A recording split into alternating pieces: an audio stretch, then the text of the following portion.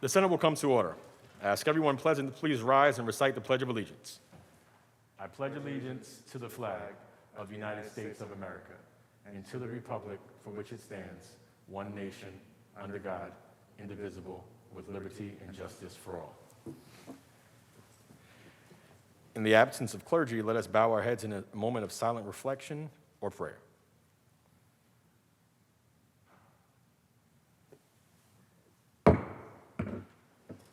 Reading of the Journal.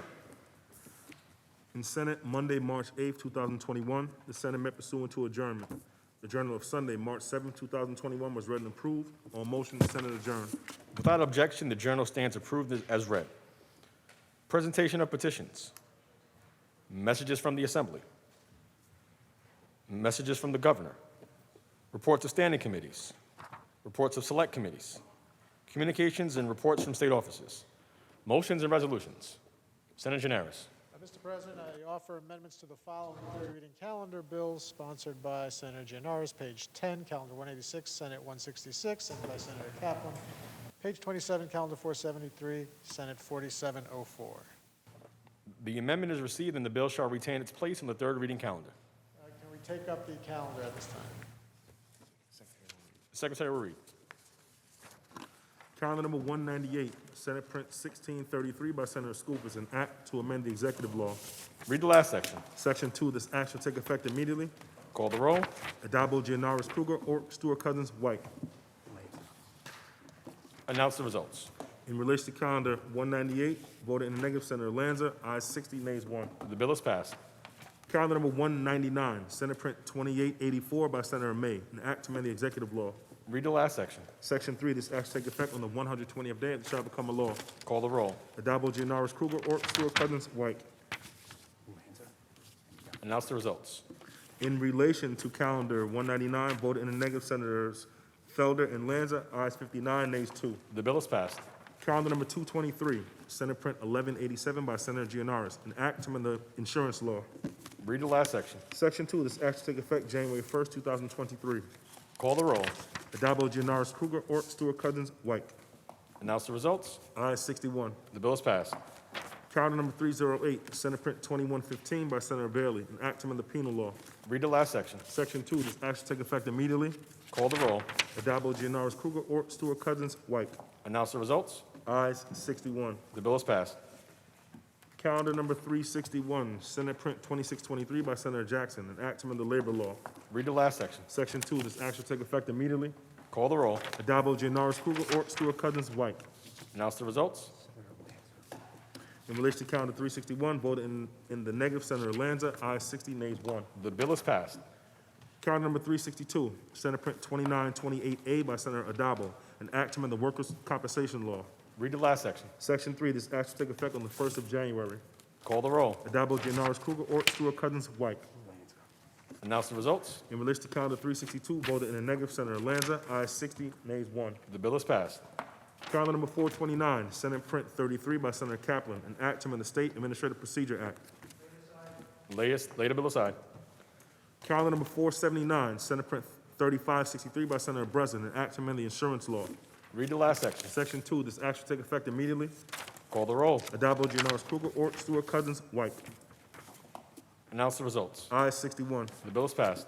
Calendar number 497, Senate Print 4844A by Senator Biaggi, an act to amend the labor law. Read the last section. Section 2, this act shall take effect on the 180th day after it shall become a law. Call the roll. Addabbo, Gianaris, Kruger, Ork, Stewart, Cousins, White. Announce the results. Ayes 61. The bill is passed. Calendar number 500, Senate Print 1364 by Senator Serrano, an act to amend the Parks, Recreation, and Historic Preservation Law. Read the last section. Section 2, this act shall take effect immediately. Call the roll. Addabbo, Gianaris, Kruger, Ork, Stewart, Cousins, White. The bill is passed. Ayes 61. Excuse me. The bill is passed. Senator Gianaris, that completes the reading of today's calendar. Thank you, Mr. President. Let's move on to the controversial calendar. Secretary will ring the bell. Secretary will read. Calendar number 429, Senate Print 33 by Senator Kaplan, an act to amend the State Administrative Procedure Act. Senator Lanza, why do you rise? Mr. President, I believe there's an amendment at the desk. I waive the reading of that amendment and ask that you recognize Senator Oberacker to be heard. Thank you, Senator Lanza. Upon review of the amendment in accordance with Rule 6, Section 4B, I rule it non-germane and out of order at this time. accordingly, Mr. President. I appeal the ruling of the chair and ask that Senator Oberacker be recognized. The appeal has been made and recognized, and Senator Oberacker may be heard. Thank you, Mr. President. I would argue this amendment is germane because the bill in chief relates to the small business liaisons. By the way, it's a good bill that would help our businesses across the state, and I'm planning on supporting it. But it would be a great bill with this amendment. Over last year, the governor has issued directives and mandates directly impacting our small businesses, many with no scientific reasoning. This legislation is a true appeal. In contrast, the bill passed last week is not a clean repeal, but rather an extension of the governor's emergency powers. My colleagues and I continue to bring this amendment because it is the right thing and would fully restore this legislature as a co-equal branch of government. You know, I've heard this argument from my friends across the aisle that the action last week is enough. But for the people of New York, it is greatly lacking. Small landlords continue to call my office because renters are claiming they don't have to pay their rent. So the governor says so. Tourism-related businesses throughout my district still need to know how to plan for the upcoming summer season. My answer today is the same as it was last week. It's up to the governor. Forget the window dressing and the small print. We need a true repeal of the governor's overreaching powers. That's what this amendment will accomplish. We are duly elected members of this legislature, sent here on behalf of our constituents to be their voice, not stand by while one man makes all the decisions. Our state is at a difficult crossroads. The pandemic has left us facing a number of social and economic issues. We have a looming deficit that only has been exacerbated by the pandemic, and we are now just over 3 weeks away from the budget deadline. We need to bring this legislature back to the table and get to work on the serious issues facing this state. We cannot do that with an embattled governor calling all the shots. For these reasons, we will continue to bring this amendment, and I urge all of my Senate colleagues to join in doing the right thing. Support this critical amendment and get back to the people's business. Thank you, Mr. President.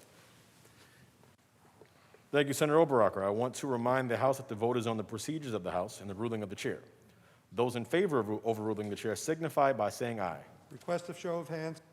Mr. President, we've agreed to waive the showing of hands and record each member of the minority in the affirmative. Without objection, so ordered. Announce the results. Ayes 20. The ruling of the chair stands and the bill in chief is before the House. Are there any other senators wishing to be heard? Seeing and hearing none, debate is now closed. The secretary will ring the bell. Read the last section. Section 3, this action take effect immediately. Call the roll. Addabbo, Gianaris, Kruger, Ort, Stewart, Cousins, White. Announce the results. Ayes 61. The bill is passed. Senator Gianaris, that completes the reading of the controversial calendar. Thank you, Mr. President. We can now return to motions and resolutions. I move to adopt the resolution calendar. All in favor of adopting the resolution calendar, please signify by saying aye. Opposed, nay. The resolution calendar is adopted. Senator Gianaris. Thank you, Mr. President. At this time, can we take up previously adopted Resolution 403 by Leader Stewart Cousins, read that resolution in its entirety, and recognize Senator Salazar on the resolution? The secretary will read. Senate Resolution 403 by Senator Stewart Cousins, memorializing Governor Andrew M. Cuomo to proclaim March 2021 as Women's History Month in the state of New York. Whereas March is Women's History Month, and whereas March 8th is International Women's Day, and whereas each year, New York State officially sets aside time to recognize the unique contributions that New York women have made to New York State and beyond. And whereas New York State has a distinguished history of monumental achievements in the area of women's rights, And whereas in 1826, New York State opened one of the first public high schools for girls, resulting in a future for women in which they were no longer confined to the home, a future in which they were educated and able to use this education to better their social and economic status. And whereas in 1848 in New York, the first women's rights convention was held at Seneca Falls to secure for all women the right to vote. And whereas in 1903, the Women's Trade Union League of New York was formed to represent working women, later becoming the nucleus for the International Ladies Garment Workers Union. And whereas in 1917, New York guaranteed women the right to vote in all elections, and in the following year, the first two women, Ida Sammis and Mary Lilly, were elected to the New York State Legislature and became the first women to then serve in 1919. And whereas in 1955, Bessie Buchanan was the first African-American woman to serve in the New York State Legislature, and whereas in 1967, Muriel Siebert became the first woman to own a seat on the New York Stock Exchange, opening the door for women to gain positions of greater economic power.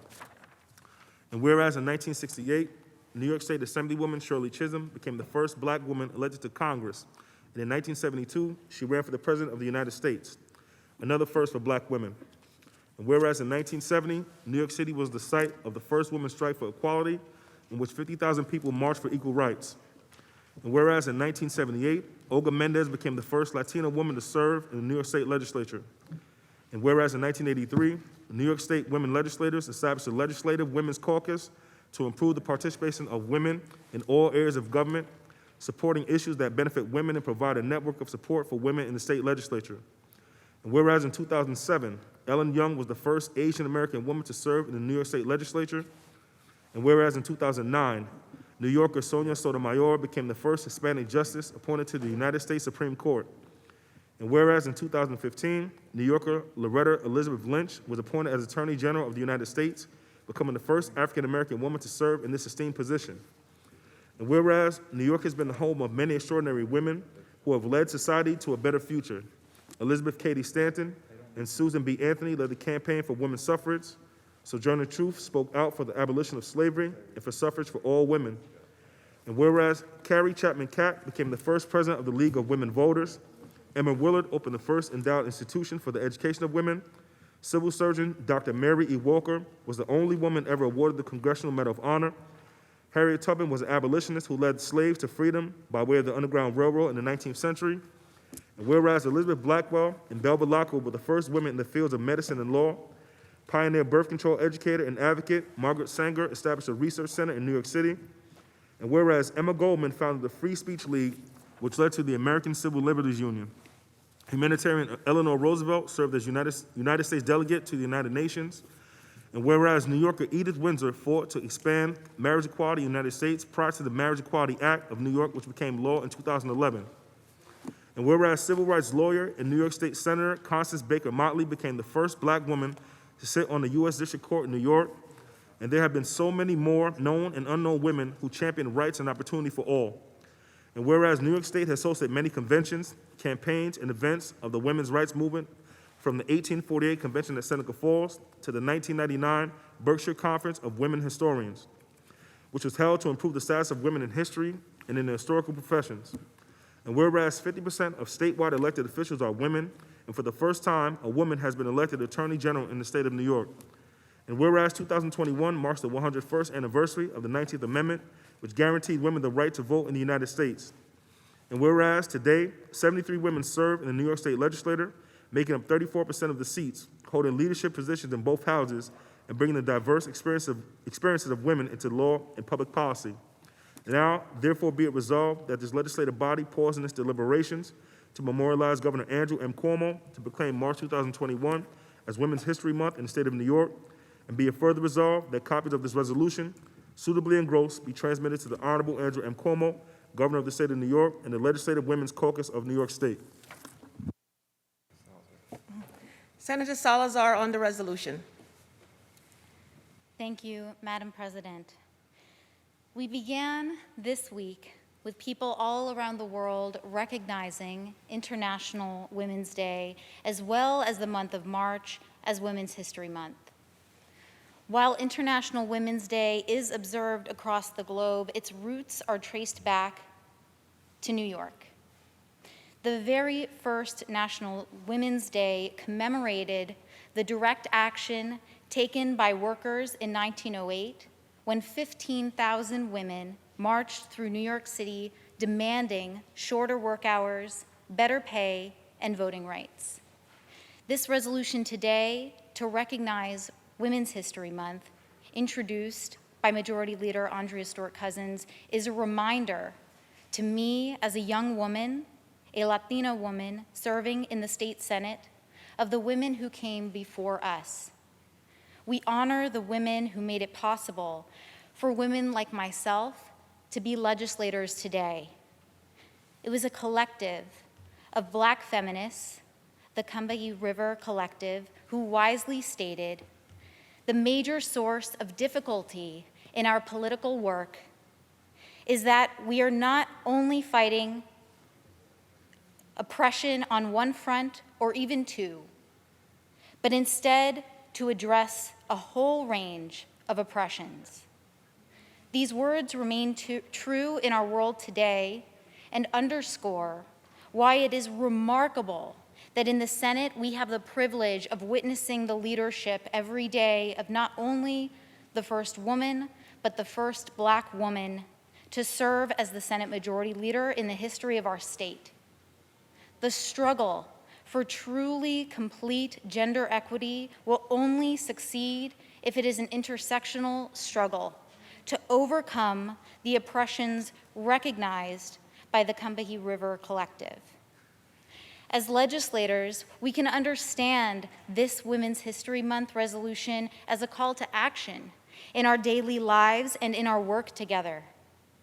Facing this public health crisis for a full year has demanded that we recognize the profound value of reproductive labor, the unpaid or underpaid work of caring for our families that sustains our economy and our society. Work that is done mostly by women of color, by new Americans, by women who immigrated and who are undocumented. This is a moment to ask ourselves, does our public policy honor these women too? Does the law in our state honor the most vulnerable women among us? Does it include our trans neighbors as well? Women's History Month is an opportunity to celebrate the tremendous progress that has empowered many of us as women. And it's also an opportunity to ask ourselves, how will we use our position in our state to help forge a world with complete gender equality? Thank you, Madam President. Senator Bailey on the resolution. Thank you, Madam President. It is fit to see you presiding as we converse about this resolution. Thank you to Senator Salazar for her incredible words, and thank you to Leader Stewart-Cousins for being consistent in sponsoring this necessary resolution. And so when you think about the amazing accomplishments of women, not just the women that we serve with, but the women who run the Senate, and not just our majority leader who is a history maker who runs the Senate, the Secretary of the Senate is a woman, Alejandra Paulino. If you think about the majority's chief of staff and lead counsel, she is a woman, Chantel Smith. So quite frankly, the Senate is being run by women, and it can be attributed to to the greatness that we've been having over the last few years. I want to make sure that I would be remiss if I didn't recognize the great Velma Montgomery, who I didn't get a chance to speak about her when she came up, but I wanted to make sure that she knew that we all follow in her footsteps, and she inspires so many women, but she inspires young men like me. So I wanted to make sure that we continue to give Senator Montgomery her flowers while we can. And I was thinking about what I was going to speak about today, and I'm always inspired by the amazing women in my life, my amazing wife, my daughters, my mother, my grandmothers, my aunts, my adopted aunts, my play cousins, everybody. But I was reading something this morning. It was by a British sprinter by the name of Dina Asher Smith. It was in the Players Tribune, and it was called Who We Elevate. And those of you who know me know I am a huge sports fan, and sometimes in sports, women are overlooked for no good reason. And if we think about what women have done in sports that have gone recognized and unrecognized, I want to illustrate some of that. So we talk about social justice movements, and we don't hear much about the women who lead the social justice movements as we do the men. But I want to tell you about when the protests were happening over this summer with the Black Lives Matter protests. The NBA players got a lot of credit, but the WNBA players were first. And quite frankly, the WNBA players went out on a limb. The Atlanta Dream, amazing women in the WNBA. Their team was owned by an individual who decried the notion of Black Lives Matter. Not only did they oppose that, they showed up with shirts that said Black Lives Matter. And it turns out that after that took place, and after Kelly Loeffler lost the seat, the Atlanta Dream were pivotal in making sure there was recognition about the Senate race with Senator Warnock. Not only did that take place, now Renee Montgomery, a former WNBA player, world champion, and all-star, is now the owner of the Atlanta Dream. This is the power of women.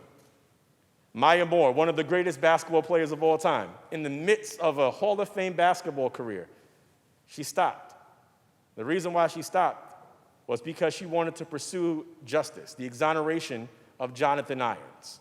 Maya Moore, one of the greats, one of my favorites, stopped a Hall of Fame career to pursue justice. Amazing women. We know about the 2019 World Cup, Megan Rapinoe and so many women on that team showed young women what it was like. But I refer back to this Who We Elevate article by Dina Asher Smith, and she said something that was incredibly poignant, and I want to make sure I get it word for word. I quote, "I wanted to write this for all of the 8-year-old girls who are thinking about getting into sport but have doubts, fears, and questions, and for all the young women who might be thinking about giving up sports. Why don't we see more of their stories, more of their images? Why have they not been elevated to cross over to transcend our sporting world? Why aren't their achievements and legacies familiar to more of us, like those of Messi, Ronaldo, Tiger Woods, Michael Phelps, Usain Bolt, and all the other amazing sportsmen? To be clear, I don't need this stuff to feel whole. We don't need it. We want to win. We want to be our best, to be the best. But we can see the double standard. And while we see it, the 8-year-old girl can't. I think about when we have the conversation about the GOAT, about the greatest of all time. If you're not saying Serena followed by Williams, I'm not sure who is the greatest athlete of all time aside from Serena Williams, who made it to the final of a major while 7 months pregnant. Aside from that, she is the greatest athlete irrespective of that. But that is something that we don't recognize in her true greatness. I think about Becky Hammon, a woman who should be a head coach in the NBA. I think about how excited I was when the Liberty drafted Sabrina Ionescu, who was one of the greatest college basketball players of all time, but quite frankly didn't get the same credit that male college basketball players get. But if you look at her stats, she was completely dominant at the University of Oregon. I think about Michelle Roberts, a Bronxite, Madam President, the first woman to lead a professional sports union. She's the head of the NBA Players Association. So she's from the Bronx, and she's a woman. Sounds like a winner to me, Madam President. And I think about the up-and-coming stars like Naomi Osaka, who is a legend in the making. But I think about Allison Felix, one of the sprinters that we know from the Olympics. And one of the things that she did is she spoke up about Nike not offering support for women with pregnancy complications. I think that we have to make sure that we recognize the role that women are consistently playing in our lives in the world of sports. I think about great sports journalists like Kimberly Martin and Taylor Rooks and Carrie Champion and so many other amazing women who break barriers every single day with reporting on the news. But I think about the GOAT, in my opinion, the GOATs. You might not have heard about them yet. Their names are Giada and Karina Bailey. Those are my daughters. And when I was thinking about what to say with the sports, I was putting it together. This past summer, I set up a couple of Fisher-Price hoops in my yard, and my daughters like to play basketball, right? And my daughter, she made a basket, and she said something that was so poignant, something that was so incredible, and something that I kind of live by every day. She said, if you can't win, you win. If you don't win, you still win. If you believe in your heart and your strength, this is what you got. That's my 6-year-old daughter who inspires me every single day. That is the reason why we need to make sure we recognize the accomplishments of women. And I don't know if either Giada or Karina will ever play professional sports. I don't know if they'll play sports beyond the yard. But the most important thing, like Dina Asher Smith said about who we elevate, they need to know that not only can they can play just as well as men, if not better. So, Madam President, I thank you for the opportunity to speak in this resolution, and I thank the leader for introducing it. The resolution was previously adopted on March 2nd. Senator Gianaris. Thank you, Madam President. Leader Stewart-Cousins would like to open this resolution for co-sponsorship. The resolution is open for co-sponsorship. Should you choose not to co-sponsor, please notify the desk. Senator Gianaris. Is there any further business at the desk? There is no further business at the desk. Move to adjourn until tomorrow, Wednesday, March 10th at 3 p.m. On motion, the Senate stands adjourned until Wednesday, March 10th at 3 p.m.